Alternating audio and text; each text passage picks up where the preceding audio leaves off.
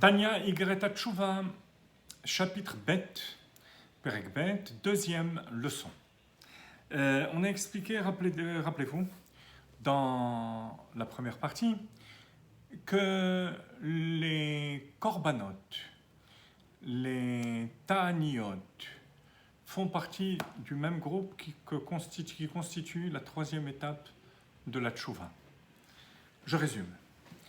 Les deux premières étapes, on les a citées, on les a expliquées dans le premier chapitre. Azivat achet, abandonner la faute, se soumettre à la royauté divine, décider d'accomplir toutes les mitzvot positives et négatives. Ça s'appelle Etzem Inyan Tshuva, l'essence de la Tshuva. Ensuite, il y a une deuxième étape qui est Shlemut Tshuva, la plénitude de la Teshuva. C'est lorsque on a réparé la faute, lorsqu'on a demandé pardon, lorsqu'on a avoué nos fautes. Et avec ça, tout est terminé. Alors quel est le sens des jeûnes, des ta'aniot, qui sont cités dans les livres de Moussar, et parfois nombreux? On a émis une possibilité, que ce soit des épreuves que la personne s'inflige pour activer sa kapara, l'expiation des fautes graves, comme les fautes de karet. On a dit que ce n'était pas possible, parce que ces épreuves-là ne viennent pas par l'homme. Elles sont données par Akadosh Baruch Hu. Comme il est dit, Ufakadti beshevet pisham uvingaim avonam. Dieu dit, moi, je me rappellerai de leurs fautes et je punirai, mais pas l'homme.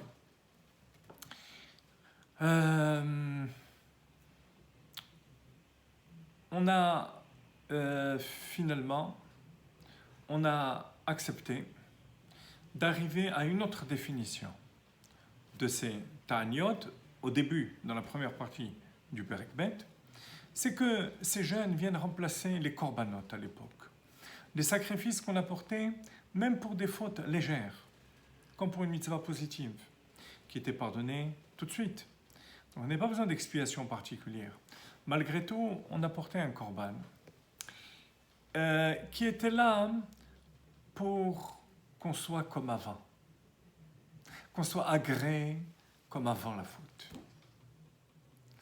Eh bien, à notre époque, puisqu'on n'a pas le Beth Amikdash encore, pour très peu de temps, puisque Hine Mashiach ba, Mashiach arrive, on remplace le korban par le jeûne. Et vous verrez, au fur et à mesure de la démonstration d'Admor HaZaken dans les chapitres qui suivent, les jeûnes eux-mêmes sont remplacés maintenant par la tzedaka. Alors on reprend dans le texte à la page 182. Ok, Adam chez Sarach Bamelech. C'est comme un homme qui a indisposé le roi. Au pieso anide praklitin, au machallo. Et il a demandé à des personnes qu'ils intercèdent en sa faveur. Et le roi, lui a pardonné sa faute. Donc, a priori, ça s'arrête là. Ah ben non. Parce que même si le roi lui a pardonné, il n'a pas le même statut aux yeux du roi qu'avant d'avoir fauté.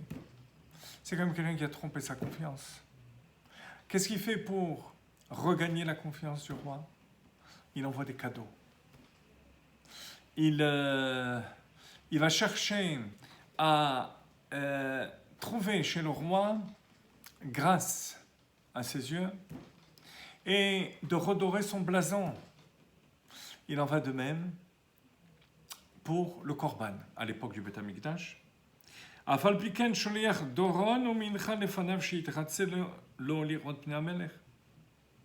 Même si le roi lui a pardonné, il va envoyer des cadeaux pour qu'il puisse revoir la face du roi.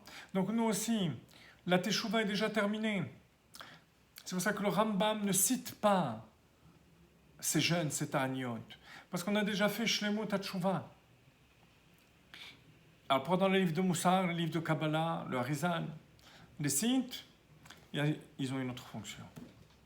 Ces jeûnes, ils viennent remplacer les korbanot. Comme à l'époque, le korban était là pour essentiellement sa graisse et son sang, qu'on faisait brûler et dont on aspergeait le sang sur l'autel. Lorsqu'on jeûne, il y a les calories du corps qui sont dépensées, une partie des graisses et de notre sang. qu'on offre à Kadosh Baruch. Petite question, qu'Admor HaZaken relève dans la parenthèse. Velachon mechaperet. Pourtant, la Gemara dit que Ola mechaperet al mitzvah taseh. C'est là pour la kapara, l'expiation de la mitzvah positive.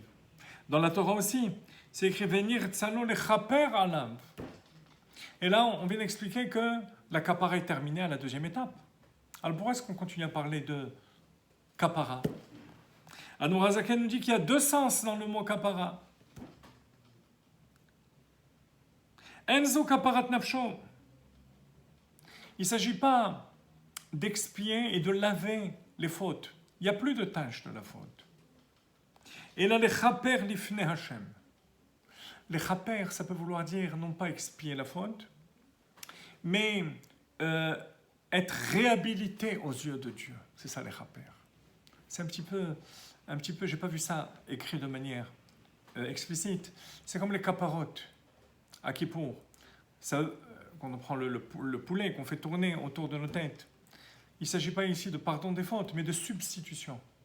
Là aussi, les chaper lifnei Hashem, on veut substituer le fauteur, celui qui a commis une faute, par un nouvel homme, comme avant d'avoir fauté.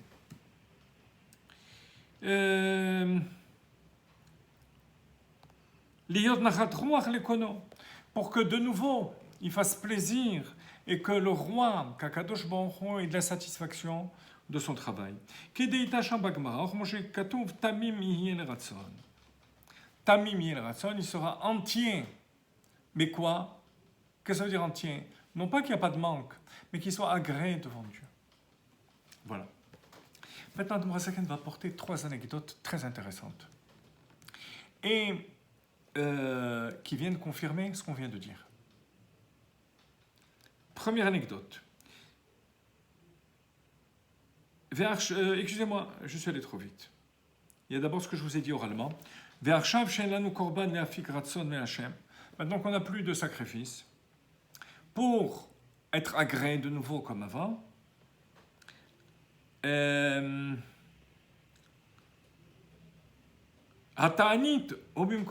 c'est le jeûne qui va remplacer le sacrifice comme Shekato Bagmara, qui est une diminution des graisses et du sang. C'est comme si j'avais fait un korban devant toi. C'est pour ça qu'on trouve chez plusieurs sages de l'époque de la Mishnah et de la Gemara, chez Al-Davar-Kal, que pour des choses légères, des fautes légères, il faisait de nombreux jeûnes. Admor HaZaken insiste, harbe meod, très beaucoup. C'est pas français, mais ça veut dire énormément.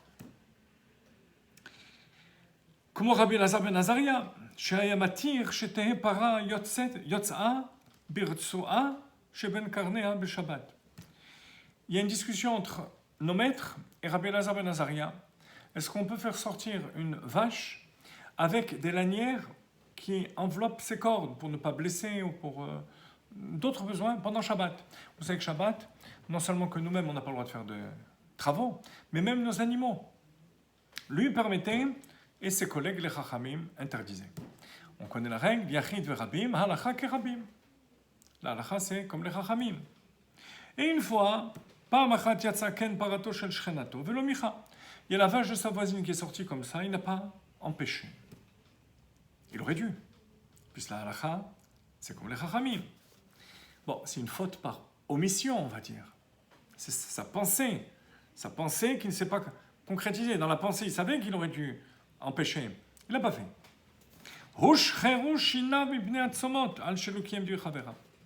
Ses dents se sont décalcifiées à cause du nombre de jeûnes qu'il a fait pour expier cette faute. Comment une faute aussi légère que celle-là, puisqu'elle est du niveau de la pensée uniquement, d'après tout le monde, c'est une faute légère. En plus, ça c'est pas, il n'a pas, comment dire, il n'a pas empêché quelqu'un d'autre de faire la faute. Et en plus de ça, son opinion, elle est dans ce sens. pourquoi est-ce qu'on parle d'expiation et d'un nombre de fautes? Ce n'est pas du tout proportionnel à la faute. Par contre, si on dit que le jeûne est là pour qu'on retrouve le statut antérieur, on comprend. Au niveau de Rabbi Elazar ben Azariah, avoir commis une faute pareille, ça l'avait fait descendre de Madrega. Pour retrouver sa Madrega, son niveau supérieur, il avait dû faire tous ces jeûnes. Deuxième histoire. Rabbi Yoshua, chez Amar Boshani midivrechem Bet Shammai. Rabbi Yoshua, c'était un talmide de Bet Hillel, mais aussi de Bet Shammai. Et une fois, la halakha donc n'était pas, il a rapporté une halakha qui n'était pas la halakha au nom de Bet Shammai. Et il a dit, j'ai eu honte de vos paroles, Bet Shammai. J'ai fait une erreur. Donc c'est une parole qui ne convient pas quand même de dire ça par rapport à Bet Shammai. Mais on ne dit pas qu'il a transgressé la faute de la Lachon Hara. Il n'y a pas eu de médisance. C'est une parole malheureuse qui est sortie. Ses dents ont noirci aussi à cause des jeûnes.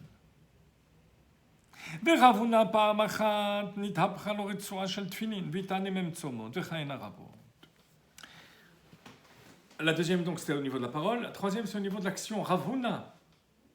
Une fois la lanière de cette filine, vous savez que le tour des tefilines de la tête et surtout le premier tour du bras, faire attention que la lanière ne se retourne pas. Elle s'est retournée et il a fait 40 jours de jeûne. On ne dit pas que c'est une dent noircie. C'est pour ça dire que c'est étonnant qu'Admoazakan dit que ce sont de très très nombreux jeûnes. Pour les deux premiers cas, oui, mais pas pour Avouna. Et pourquoi est-ce qu'on cite tous ces exemples avec les noms? Le rabbi donne une explication fantastique. Je ne pourrais pas vous la répéter en détail, mais de manière très succincte. Rabbi Elazar ben Azariah, c'était un Kohen. Rabbi Yoshua, c'était un Lévi. Rav Huna, c'était un Israël. Il veut nous démontrer que, à tous les niveaux, lorsqu'il y a la faute la plus fine, même au niveau de la pensée, il y a lieu, même s'il n'y a pas besoin d'expiation, de jeûner ou de, à notre époque, de donner la tzedaka, pour réintégrer le niveau où on était. Ensuite, il nous dit de très nombreux jeûnes. Pourquoi? Notamment pour Ravona. Parce qu'il a jeûné 40 jours. Or, 40, c'est le chiffre dans la Torah qui exprime une nouvelle entité. Or, la tchouva, c'est devenir une nouvelle entité. La personne passe de rachat à tzaddik. C'est comme s'il venait de naître. En une seconde, il peut le faire. Avec le premier niveau de tchouva dont on a parlé, Besha'at Achada, il abandonne la faute. Comme un enfant qui est conçu en un instant. Le sperme qui retrouve l'ovule, ça se fait en un instant. La conception. Ensuite, la formation de l'enfant, ça va prendre 40 jours. Chez nous aussi, en plus de l'essence de la tchouva, il y a la forme de la tchouva, la plénitude de la tchouva. Alors là, ça se fait pas en un instant, ça prend du temps. Il faut attendre Kippour, ou il faut attendre les épreuves, ou il faut faire tchouva par amour. Ça prend du temps. Comme un enfant qui va mettre 40 jours pour trouver la forme masculine ou féminine. Le sexe de l'enfant est défini au bout de 40 jours. Et ensuite, ensuite il n'y a pas de fin. Ça continue. Reprenez pour l'enfant. Il peut naître au bout de 7 mois, il peut naître au bout de 8 mois, au bout de 9 mois. Et ensuite, toute notre vie, on se développe. De même, dans notre teshuva, retrouver l'état initial, ça nécessite de nombreux jeûnes. Qu'est-ce qu'il appelle à droite à nombreux? 40 ou un multiple. Multiple, ça ne veut pas dire un multiple juste, 80, 120. Non, plus que 40, ça s'appelle déjà un multiple. Et il veut faire allusion par ça, aux 3 niveaux de la tchouva qu'on a vu. L'essence de la tchouva qui dure un instant, la forme de la tchouva qui va imprégner notre être, et ensuite l'évolution de la personne. Vous voyez, et d'ailleurs, comme le Rabbi explique, ces 3 étapes correspondent à Teshuvah, à Torah, pardon, Tfila, Teshuvah. Les 3 commencent par un Tav, qui est un multiple de 40, c'est 400. Parce qu'à travers toute la avoda du juif, tout le travail que le juif accomplit, il va développer de plus en plus sa tchouva. Mais vous voyez bien que ça ne contredit pas le fait que déjà après la 2e étape, il a accompli son devoir. Le 3e, c'est pour retrouver le plaisir chez Akadosh Baruch Hu qu'il agrée, qu'Akadosh Baruch Hu agrée sa avoda, son travail.